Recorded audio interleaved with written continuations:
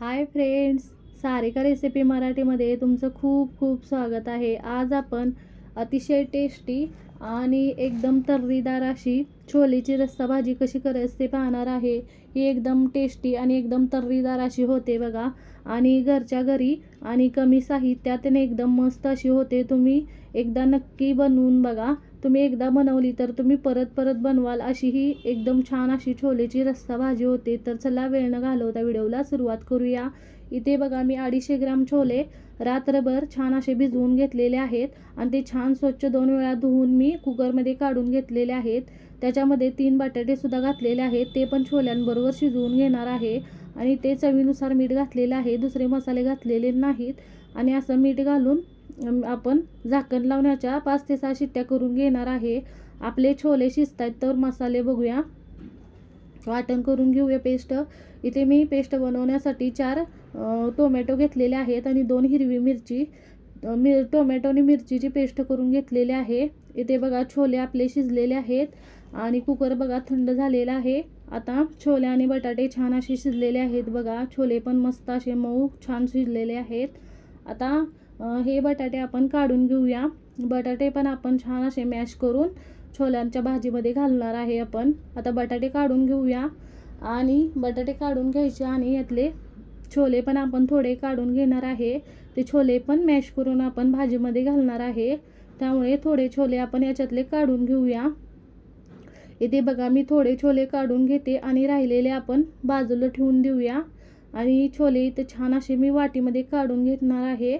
असं मॅश करून छोले आणि बटाटे घातल्यामुळे भाजी छान चव येते बघा. तर हे बाजूला ठेवून देऊया आणि मसाले बघूया. इथे मसाल्यांमध्ये बघा आपण जे वाटण केलेलं आहे टोमॅटो आणि मिरचीचं ते घेतलेलं आहे. इथे मॅश केलेले छोले मॅश करून घेतलेले आहेत आणि बटाटा पण थोडा मॅश केलेला आहे हाताने.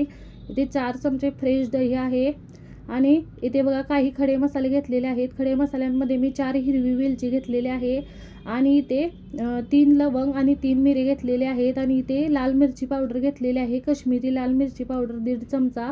1 चमचा मी इथे धनेपूड घेतलेली आहे, 1 चमचा गरम मसाला, 1 चमचा कसुरी मेथी, अर्धा चमचा हळद आणि 1 चमचा आले आणि लसणाची पेस्ट घेतलेली आहे. हे सगळे मसाले साहित्य आणि त्याचं प्रमाण मी डिस्क्रिप्शनमध्ये दिलेलं आहे, तुम्ही बघू शकता. इथे मी आता आपण छान असं हे मसाले आपण छान असे परतून घेणार आहे. त्यासाठी कढई गरम केलेली आहे आणि त्यामध्ये 2 मोठे चमचे तेल गरम करून घेतलेलं आहे. त्यात 1 चमचा मी जिरे घातलेले आहेत आणि खडे मसाले घातलेले आहेत जे आपण मगाशी घेतले होते ते, आणि 2 तमालपत्र घातलेलं आहे. खडे मसाले आणि जिरे आपण 5 ते 10 सेकंद छान असे परतून घेतलेले आहेत. त्याच्यामध्ये जे वाटण करून घेतलेलं आहे टोमॅटो आणि मिरचीचं ते घालून घ्यायचं. आपण इथे मी इथे छोटे टोमॅटो 4 घातलेले आहेत, तुमच्याकडे मोठे असतील तर 2 घाला. इथे आपण टोमॅटो कच्चेच वापरलेले आहेत, त्यामुळे छान असं याचा कच्चेपणा जाईपर्यंत परतून घ्यायचा आहे. इथे बघा छान असं परतून घ्यायचं. इथे 2 मिनटं टोमॅटोची पेस्ट छान अशी परतून घेतलेली आहे. त्यामध्ये मी आले आणि लसणाची पेस्ट घेतलेली आहे 1 चमचा, ती घालून घेते. आणि आले आणि लसणाची पेस्ट घेतलेली आहे ती पण याच्याबरोबर छान अशी 2 मिनटं परतून घेतलेली आहे बघा. आणि त्याच्यामध्ये आता मी अर्धा चमचा इथे आपण हळद घेतलेली आहे ती घालून घेते आणि 1.5 चमचा काश्मीरी लाल मिरची पावडर घेतलेली आहे ती घालून घेते. हे बघा छान असं हे मिक्स करून घ्यायचं 1 मिनिट बरोबर. आणि छान असं 1 मिनिट मिक्स करून घ्यायचं आणि छान असं परतून घ्यायचं. याच्यामध्ये बघा काही सुके मसाले घालूया. इथे 1 चमचा मी धनेपूड घेतलेली आहे, 1 चमचा गरम मसाला, 1 चमचा कसुरी मेथी घेतलेली आहे. कसुरी मेथी मी हातावर चोळून घालते म्हणजे त्याचा छान फ्लेवर येतो याच्यामध्ये. कसुरी मेथी अशी हातावर चोळून घालायची, छान स्वाद येतो बघा. छान असे कसुरी मेथी हातावर चोळून घातलेले आहे आणि हे मसाले पण छान असे आपण याच्यामध्ये मिक्स करून घेणार आहे बघा. हे मसाले व्यवस्थित असं याच्यामध्ये मिक्स करून घ्यायचे आणि छान असे परतून घ्यायचे बघा मसाले.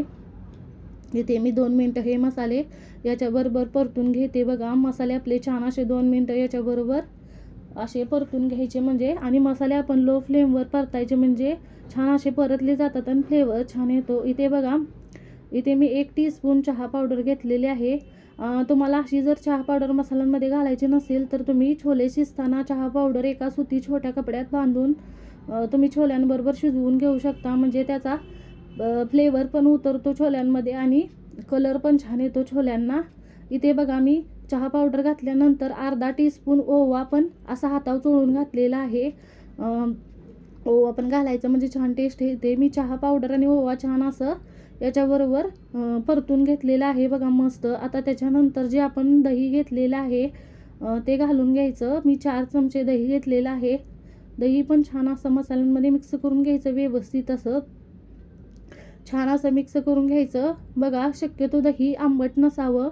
बघा छान असे मी दही मिक्स करून घेतल्यानंतर बघा याच्यामध्ये मी जे छोले शिजवलेलं पाणी होतं ती छोल्यातलंच पाणी मी घातलेलं आहे 1 चमचा. आणि हे छान असं पाणी घातल्यानंतर आपल्याला छान असं तेल सुटेपर्यंत आपल्याला हे परतून घ्यायचं आहे, छान शिजवून घ्यायचं आहे.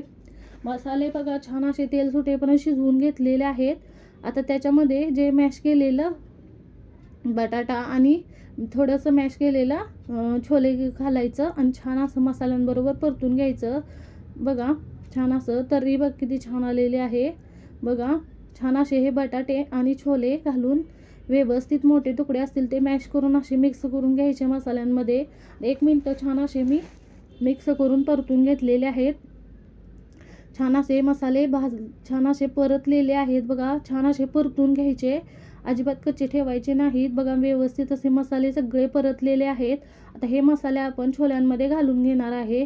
ज्या कुकरमध्ये छोले शिजवून घेतलेले आहेत त्याच्यामध्ये मी हा मसाला घालून घेते. तुम्हाला जर कुकरमध्ये घालायचा नसेल तर कढईमध्येच तुम्ही छोले शिजलेले घालू शकता आणि कढईमध्ये शिजवून घेऊ शकता. बघा मी हा मसाला सगळा कुकरमध्ये, ज्या कुकरमध्ये आपण छोले शिजवलेले आहेत त्याच्यामध्येच घालून घेतलेला आहे छोल्यांमध्ये. हा मसाला छोल्यांमध्ये व्यवस्थित असं मिक्स करून घ्यायचा आहे आपल्याला. बघा मस्त असा. तुम्हाला जर हा थोडा अजून दाटसर हवा असेल रस्सा तर छोले शिजवलेलं पाणी होतं ते बाजूला काढून तुम्ही दाटसर असं रस्सा बनवू शकता. बघा छान असे छोल्यांमध्ये व्यवस्थित असा मसाला मिक्स करून घेतलेला आहे.